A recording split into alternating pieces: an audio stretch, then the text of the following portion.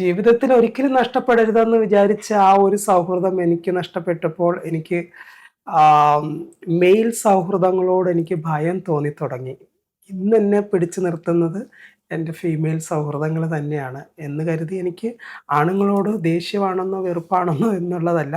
പക്ഷെ എനിക്കെന്തോ എൻ്റെ ആ ഒരു സൗഹൃദം എനിക്ക് നഷ്ടപ്പെട്ടപ്പോൾ എനിക്കൊരു വലിയ ലെസൺ പഠിക്കാൻ കഴിഞ്ഞു എന്നുള്ളതാണ്. ഇതൊന്നും അല്ല റിയാലിറ്റി എന്നുള്ളത് എനിക്ക് പഠിക്കാൻ കഴിഞ്ഞു എന്നുള്ളതാണ്. കാരണം ഒരിക്കലും ഒരാളുടെയും തെറ്റ് നമ്മൾ ചൂണ്ടിക്കാണിക്കാൻ പോകരുത്. അവിടെ നമ്മൾ തെറ്റുകാരാകും. പിടയുന്നൊരെൻ്റെ ജീവനിൽ കെടാതെ കാത്ത കൺമണി നീയില്ല എങ്കിലും നീ പ്രകാശമാകുമോ എൻ്റെ നെഞ്ചാകെ നീയല്ലേ എൻ്റെ ഉന്മാദം നീയല്ലേ